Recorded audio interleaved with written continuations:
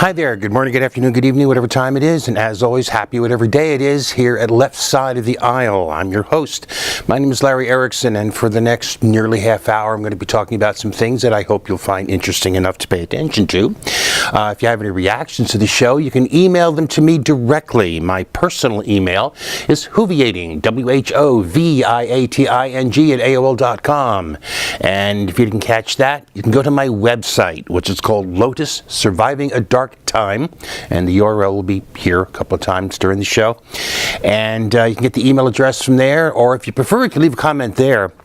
I just do ask that if you do send me email, that as always you include something in the subject line that makes it clear this is not spam, and be a little patient about getting an answer because I'm really lousy about answering my email. But okay, with that, we're going to start, as we always like to start when we can, with a bit of good news. In this case, it's the news is that despite the irrational fear that the letters NRA can provoke in timorous legislators more concerned with their sinecures than their constituents, and despite the Wild West gun-slinging fantasies of a majority of the Supreme Court, some places here and there still manage to find ways to put some controls on guns. This time the place is Connecticut. Now, under current law, if a victim of domestic abuse in Connecticut gets a permanent restraining order against their partner, that partner cannot possess a gun. However, the process of taking such an order can take several weeks, leaving a time when the victim is potentially at risk of their lives. Now, under a bill just passed with the support of Governor Donald Malloy, even those who are under temporary restraining orders won't be allowed to possess a gun. In fact, if they own one, they're supposed to turn it into police within 24 hours. As Governor Malloy noted, women in abusive relationships are 5 times more likely to be killed if their abuser has access to a firearm. With the passage of this bill, that potentially several-week-long window between the issuance of a temporary and the issuance of a permanent restraining order will be closed, potentially saving a good number of lives. Between 2000 and 2012, Connecticut averaged 14 intimate partner murders per year, with the heavy majority of those being involved with guns. And this is not the first time Connecticut has strengthened its gun laws since the 2012 massacre at Sandy Hook Elementary School in Newtown. Perhaps this is a case of familiarity, in this case familiarity with the effect of guns breeding contempt. In this case, contempt is good news. Oh, and a quick footnote, Connecticut's 2 federal-level senators, Richard Blumenthal and Chris Murphy, are pursuing a federal-level version of the same law. There's also some good news on the gender equality front, or perhaps I should say the in touch with reality front. In this case, though, it's interesting in the form of a negative. Rockwall, Texas, is a politically conservative suburb of Dallas. Recently, its mayor, one Jim Pruitt, proposed one of those idiotic so-called bathroom bills, laws which require transgender people to use the restroom that is in line with what's on their birth certificate rather than in line with the gender by which they identify themselves, the way they live their lives and how they think of themselves. He gave all the usual fear-mongering excuses about protecting our children from men having unfettered access to women's restrooms and blah, blah, blah, and rant and rave about hypothetical sexual predators exploiting the law, even though experts say that that's actually bogus. Now, even though a string of witnesses from the public opposed the law and members of the city council called it unenforceable, Pruitt still made a motion to approve his bill. It died for lack of a second. And in that silence lies the good news that reality is seeping in, even in some areas where we might not have expected it. Unfortunately, that brings us to the not good news, which is the necessary reminder that even as we become more aware of bigotry directed toward LGBTQ people and take some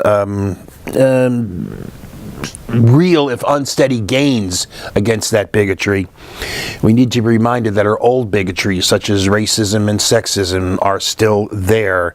They have not disappeared. In fact, sometimes they're right out there. The clothing chain Old Navy recently ran this ad featuring an interracial couple. This sparked an explosion of racist trolls on Twitter, calling the ad disgusting, swearing naturally never to darken the doorway of an Old Navy store again, and actually thundering about miscegenation, which is the mixing of the races. And I swear I feel like it's 1953 all over again, because there are still people talking about miscegenation? Really? Still, one of the hardest parts of racism to deal with is not that kind of out front stuff. It's that racism can be subtle. So subtle, in fact, so woven into our unthinking assumptions that we're not even aware of it. We're honestly not aware of it. It's been known for some time that African Americans are routinely undertreated for pain as compared to their white counterparts. For example, in 2000, a study of a hospital ER department in Atlanta showed 74% of white patients with bone fractures got pain meds, and only 50% of non-whites with bone fractures got them. A 2007 study found that physicians were more likely to underestimate the pain of black patients compared to other patients. And a report just last year found that black children with appendicitis were significantly less likely to receive pain meds than white children with appendicitis. Now, a new study out of the University of Virginia offers an unsettling reason why. When asked if they believed in a series of inaccurate and what the report called even fantastical differences between whites and blacks, over half of white medical students and residents believed at least one of them. Now, it's doubtful that any of those students or residents would think of themselves as racist, and likely their denials would be quite sincere. But that doesn't change the fact that this embrace of false beliefs does not undo the harm done when their non-white patients do not get the treatment that they should and they deserve because of those beliefs, because of that unconscious racism. It can be frustrating and even depressing at times to think of how far we've come and yet still how far we have yet to go. All right, next up, something I just had to mention. Because if I had a chutzpah award, this one would be a runaway winner. And by the way, for those of you who have lived extremely sheltered lives, chutzpah is Yiddish, and it means like unmitigated gall. The classic explanation of the meaning is a person who murders their parents and then pleads for mercy on the grounds that they're an orphan. Okay, Darnell Early was the emergency manager appointed by Michigan Governor Rick Snidely Whiplash to be the overlord of the city of Flint. One of Early's brilliant ideas was to save a few bucks by switching the city's water supply from the Detroit City water supply to getting the water from the Flint River. Soon after, warnings started appearing in the governor's office about the quality of that water supply. Despite those warnings, it wasn't until another year had passed before the supply was switched back to the Detroit city system. A year during which Flint's 100,000 residents drank water contaminated with lead, which is a neurotoxin, and a year during which, it turns out, the State Department of Environmental Quality was deliberately kept in the dark about what was going on. Now, Early is under criminal investigation for his part in all this. In late April, the Detroit Free Press uncovered the fact that his legal expenses at that point were already $75,000 and rising at the rate of $500 per billed hour. So what did Early do? He billed the city of Flint for the money, demanding the city cover his legal expenses. Hey, I poison you, I poison your kids. What could be more natural than making you pay to get me off? Yeah, that's natural if you've got one hell of a lot of chutzpah. All right, but I don't have a chutzpah award, but we do have a clown award, one of our regular features given for meritorious stupidity. And the big red nose this week goes to a psychologist named James Mitchell. Now, Suleiman Abdullah Salam and Mohammed Abed Ben Soud were kidnapped and tortured by the CIA. They were subjected to enhanced interrogation. They were kidnapped and tortured by the CIA in the period following 9/11. They're suing Mitchell and another psychologist named John Bruce Jessen, who were hired by the CIA to develop the agency's torture program. The government usually tries to short-circuit these kind of suits by claiming what's called the state's secrets privilege, which is itself legally bogus and based on government lies, but that's a story for another time. The problem for the torture files here is that the ACLU, which is representing Salim and Soud, says it can litigate the case relying entirely on public documents. So the it'll harm national security dodge is not available here. And so far the government has made no move to prevent the case from proceeding, even though it still could. Mitchell and Jessen, who were paid at least $81 million by the government to design torture techniques for the spooks, tried to claim they were immune from civil suits because they were working for the government. That effort failed. In a landmark decision in mid-April, federal judge Justin Quackenbush of the Eastern District of Washington said, "I don't think I have any other choice but to let the suit proceed." But of course, these shrinks lawyers weren't done. And this is where it starts to get good. They're now arguing that the pair, quoting, did not create or establish the CIA Enhanced Interrogation Program. In fact, they said that claim would be a major focus of the defense. In other words, nope, not us. Nothing to do with it. Except Mitchell has written an as yet unpublished book called Enhanced Interrogation Inside the Minds and Motives of the Islamic Terrorists Trying to Destroy America, and the pre-publication promotional material for the book describes Mitchell as, quoting, the creator of the CIA's controversial Enhanced Interrogation Program and as having had a leading role in its development. It calls him one of the primary terrorist investigators and says the book offers a dramatic first-hand account of the design, implementation, flaws, and aftermath of the program. So Mitchell and his partner Jessen are claiming they had nothing to do with creating the CIA's program of torture, while Mitchell has written a book in which he claims to be its creator. That is truly meritorious stupidity.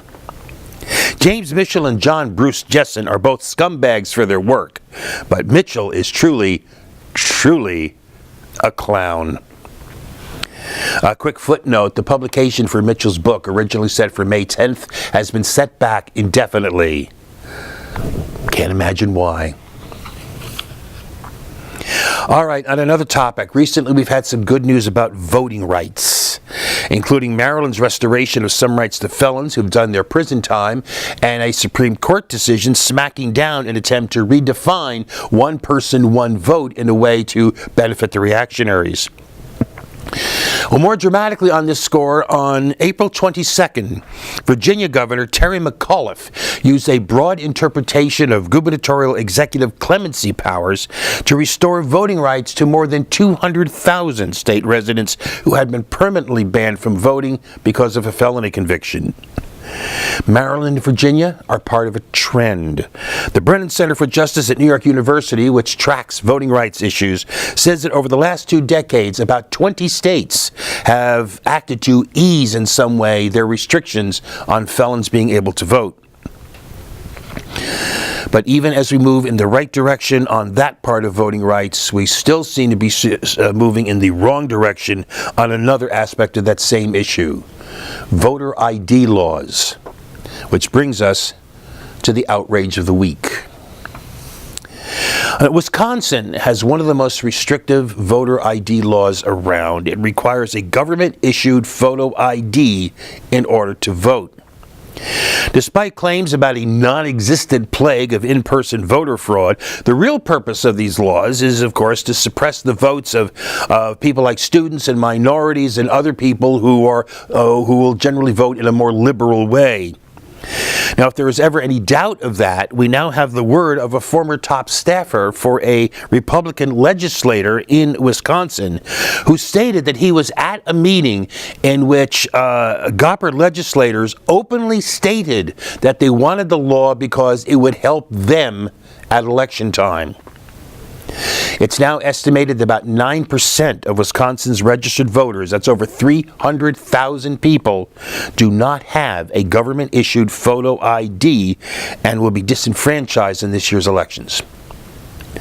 So what happened is that the city and county of Milwaukee decided to help with this by providing local photo IDs to city and county residents who are having trouble getting this kind of ID. So what's happened? On April 25th, Wisconsin Governor Scott Walk-all-over-you signed a bill passed by his cronies in the legislature prohibiting towns and counties from spending money on or issuing photo IDs. It also prohibits using city or village IDs in order to vote. I mean, how blatant can you be? How obvious can you make it that your intent is to actively hinder people, the young, the poor, minorities, from being able to vote? How transparent can you make your intention to rig the game, to fix the game? How transparent can you make your desire to go back to the days of literacy tests and poll taxes? How obvious can you make your desire, your intent to guarantee the continuation of government of the rich and powerful, by the rich and powerful, for the rich and powerful? This is disgusting. This is despicable. This is an outrage. And we're taking a break.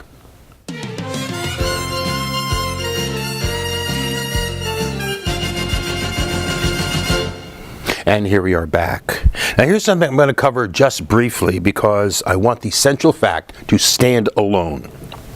On May 3rd, a U.S. Navy SEAL named Charlie Keating IV was killed by Daesh militants during what was called an extremely heavy, extremely intense firefight with U.S. forces and Kurdish Peshmerga troops in northern Iraq, about 20 miles north of Mosul.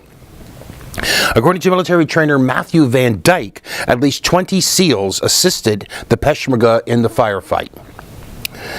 All right, that is, U.S. forces were actively engaged in direct combat with Daesh forces.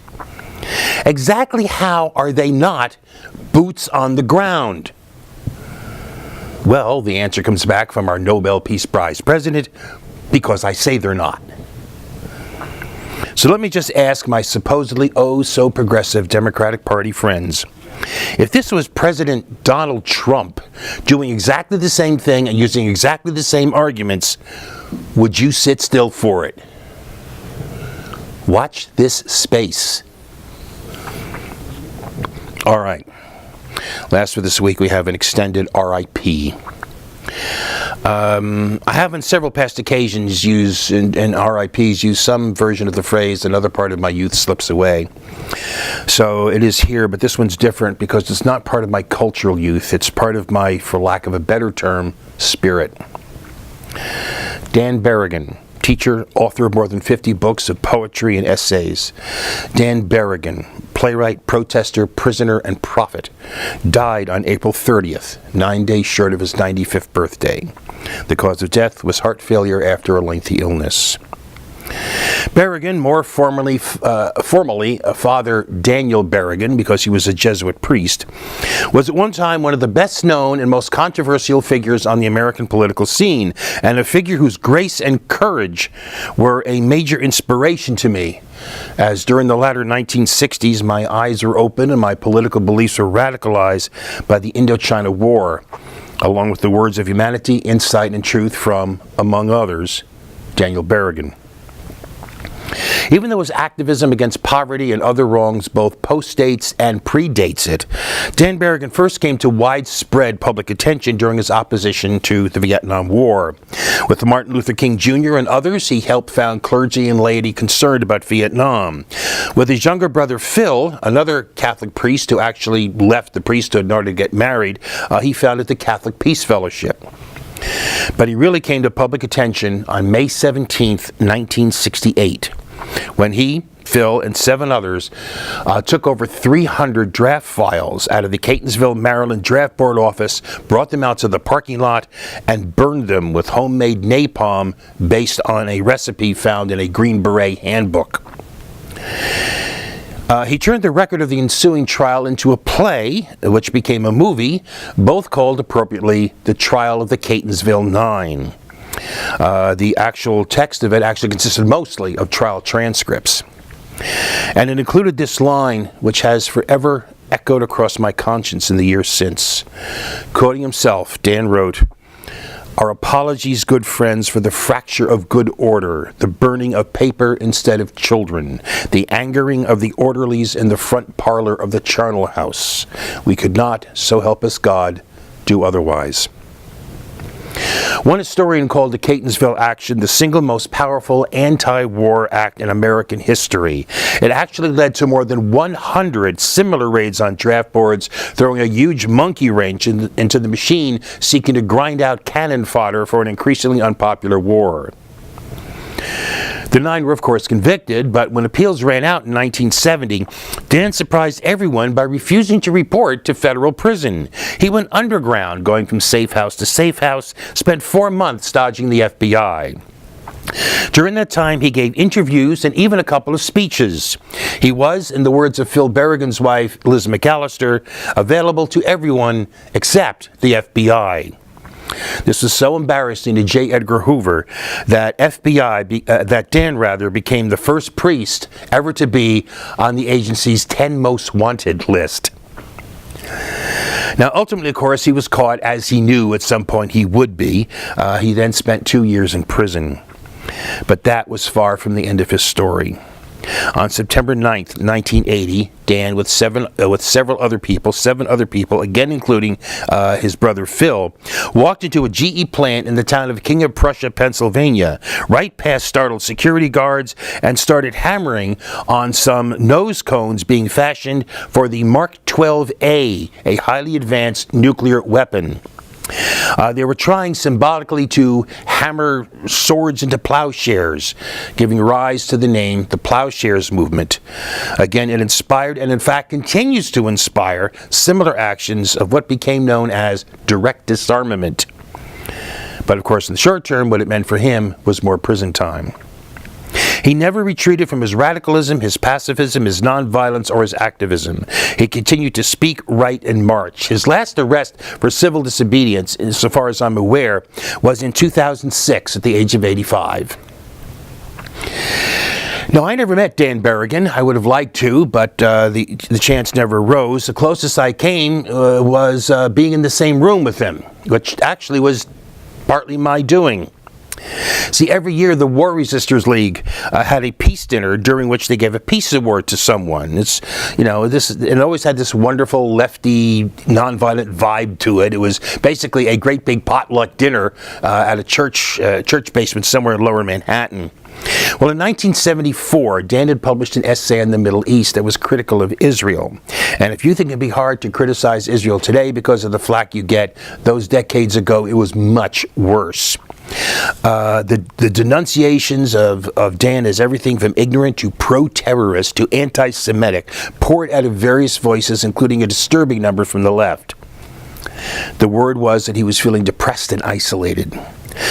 Well, so the WRL had been planning on giving its peace award that year to Dave Dellinger, but the suggestion was made to switch it to Dan as an expression of support and solidarity. I was, at the time, on the executive committee of the War Resisters League, and I was one of the ones that convinced the others to make the change. My other connection to Dan Berrigan, which is even more tenuous, was during his time evading the FBI.